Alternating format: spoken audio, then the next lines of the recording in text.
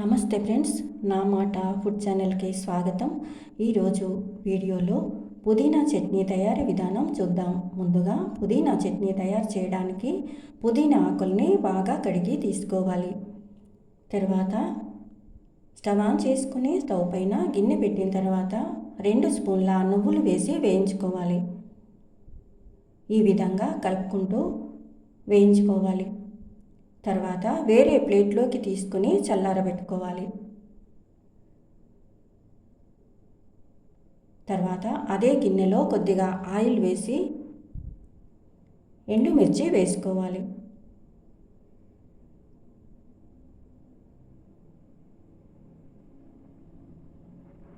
తర్వాత 1 స్పూన్ ధనియా పౌడర్, పావు స్పూన్ మెంతి పౌడర్ వేసుకోవాలి. 1/2 స్పూన్ జీలకర్ర వేసుకోవాలి.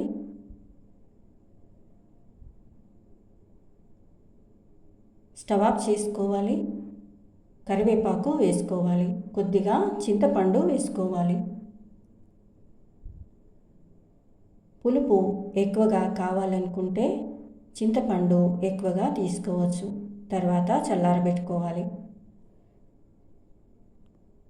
అదే గిన్నెలో కొద్దిగా ఆయిల్ వేసి పుదీనా ఆకులు వేసి వేయించుకోవాలి.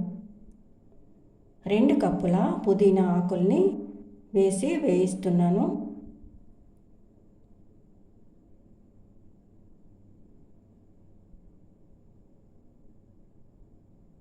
పుదీనా ఆకుల్లో చాలా ఔషధ గుణాలు ఉంటాయండి.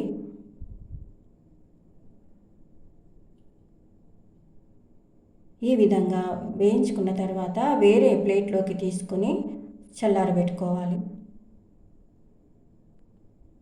తర్వాత జార్లో చల్లారబెట్టుకున్న నువ్వులు, ఎండుమిర్చి వేసుకోవాలి.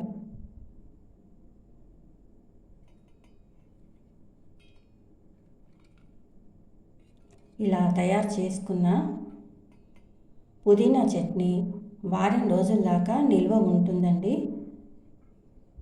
రైస్లోకి చాలా బాగుంటుంది. ఈ విధంగా మెత్తగా గ్రైండ్ చేసుకోవాలి. తర్వాత వేయించి చల్లారబెట్టుకున్న పుదీనా ఆకుల్ని వేసుకోవాలి.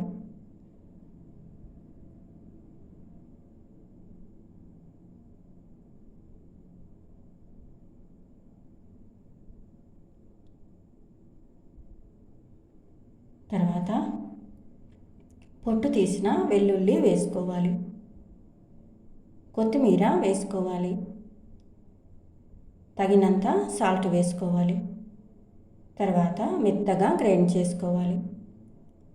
ఈ విధంగా గ్రైండ్ చేసుకున్న పుదీనా చట్నీలోకి తాలింపు పెట్టుకోవాలి. తర్వాత స్టవ్ ఆన్ చేసుకొని స్టవ్ పైన గిన్నె పెట్టిన తర్వాత తగినంత ఆయిల్ వేసుకోవాలి. ఆయిల్ వేడైన తర్వాత ఆవాలు, జీలకర్ర వేసుకోవాలి.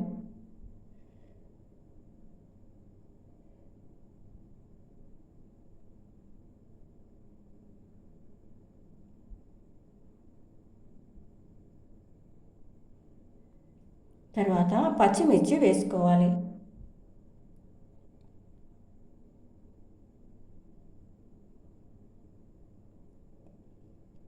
కరివేపాకు వేసుకోవాలి. దంచి పెట్టుకున్న వెల్లుల్లి వేసుకోవాలి. ఎండుమిర్చి వేసుకోవాలి. కొద్దిగా పసుపు వేసుకోవాలి. తర్వాత ఈ విధంగా కలుపుకోవాలి. గ్రైండ్ చేసుకున్న పుదీనా చట్నీ ఈ తాలింపులో వేసి కలుపుకోవాలి.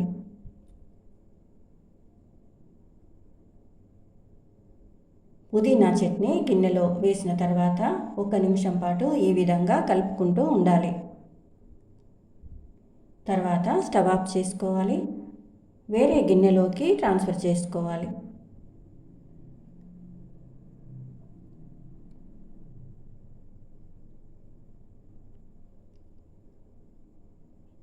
ఈ పుదీనా చట్నీ తయారీ విధానం మీకు నచ్చితే లైక్ చేయండి, షేర్ చేయండి. నా మాట ఫుడ్ ఛానల్ని సబ్స్క్రైబ్ చేసుకోండి. Thank you for watching.